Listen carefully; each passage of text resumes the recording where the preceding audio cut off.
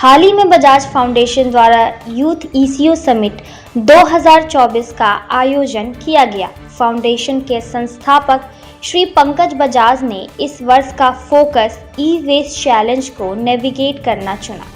साथ ही अभिनेता और मानवतावादी सोनू सूद के साथ एक फायर साइड चैट भी हुई।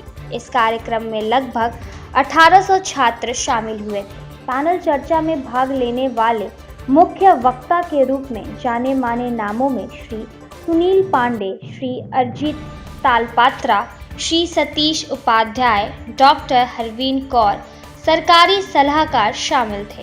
साथ ही UNITAR 22 ई वेस्ट में PhD श्री डारीन, निर्देशक UNIC अबीर भल्ला, युवा पर्यावरण वृद्ध श्री नितिन प्रमोद, IFS सरकार भारत, डॉक्टर आशीष सोरिखिया, निर्देशक सार्वजनिक नीति ICEA, सुक्षी सौम्या, किरण नदार, कला संग्रहालय। Be here, and what you want to say about Youth Eco Summit?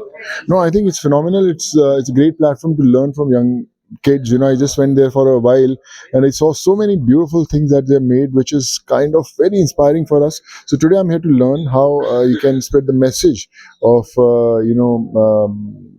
for the e-waste thing. Yeah. तो जैसा कि आपने देखा, बच्चों ने बाहर स्टॉल्स पे दिखाया किस तरीके से ई वेस्ट को यूज किया जा सकता है, तो उनके लिए क्या कुछ करना चाहिए? देखिए, मैं वही कहता हूँ कि they are the future of a country.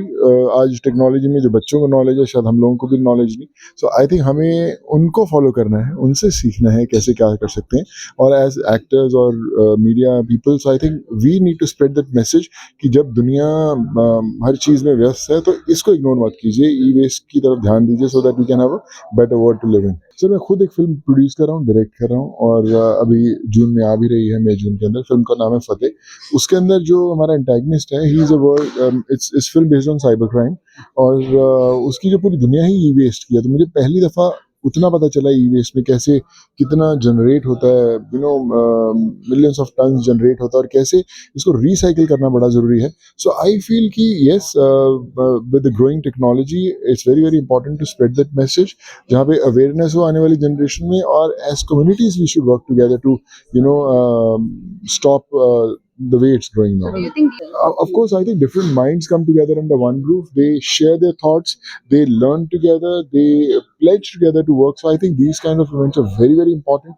Not just in Delhi, I think this should happen across the globe. My name is Pankaj Bajaj. I'm the founder of Bajaj Foundation. The message to the audience is to become conscious about not just using any kind of electronic devices or anything towards the environment, but also learning how to dispose of everything more responsibly, because waste is not always a bad thing. It is also a boon. You can actually make the waste back into raw material and use it back, and that will safeguard the environment a lot more if the audience, if the youth of the nation starts becoming more conscious towards the environment. So Youth Eco Summit environment की protection के लिए, वातावरण के लिए बनाया गया है, और बच्चों के लिए। यूथ शब्द इसलिए आता है क्योंकि अभी तक कॉन्फ्रेंसेस और समिट्स कहीं एडल्ट्स के लिए, देशों के लिए, सरकारों के लिए बनते हैं, लेकिन बच्चों की तरफ इस चीज़ों को लेके जाना, इस इंफॉर्मेशन को लेके जाना कि वातावरण के साथ क्या हो रहा है, उसके लिए क्या कर सकते हैं, इलेक्ट्रॉनिक वेस्ट क्या समस्या है, उसका क्या उपाय है, ये बहुत ज़रूरी है। सो यूथ इको समिट बच्चों के लिए बना है, बच्चों के लिए एक मंच है जहाँ पे सारे स्कूल मिलके आके बच्चों को के साथ भाग ले सकते हैं। उसमें कंपटीशन रहते हैं, ऐसे कंपटीशन, स्लोगन कंपटीशन। सो हम उसको बच्चों के लिए इंगेजिंग बनाते हैं और उसमें काफ़ी कुछ उन्हें सिखा। सो बच्चों ने एक्चुअली पार्टिसिपेशन में, कॉम्पिटिशन्स में भाग लिया, जिसमें उन्होंने वेस्ट टू आर्ट, वेस्ट से, कूड़े से आर्ट बनाई, जिसमें उन्होंने बहुत खूबसूरत चीज़ें बनाई। उन्होंने स्कल्पचर्स बनाए, स्ट्रक्चर्स बनाए, राम मंदिर बनाया वेस्ट से। मतलब बच्चों ने ऐसी खूबसूरत आर्ट बनाई, उससे बच्चों को सीखने के लिए एक मैसेज ये जाता है कि ये कूड़ा सिर्फ कूड़ा नहीं है। और उसमें से जो उन्होंने एसेज लिखे, जो प्रेजेंटेशंस बनाई, उससे बच्चों को बहुत जानकारी मिली और उनकी काफ़ी जानकारी बढ़ी। उस पर रिसर्च करके, चीज़ें समझ के मंच पे कई लोगों की, बड़े बड़े दिग्गज लोगों की बातें सुन के। No, no, I have just come to attend this Eco Summit. It's a very good idea.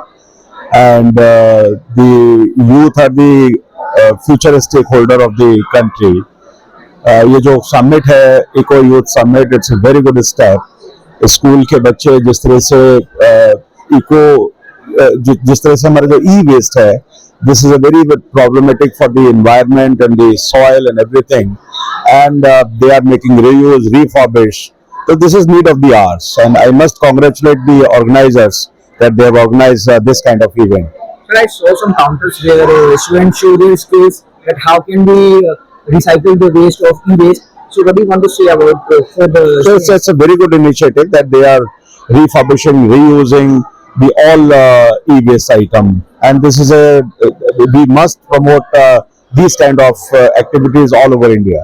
Sir, according to Global E-Waste Monitoring 2020, India produced 3.2 million tons of e-waste. So, what is your opinion on it?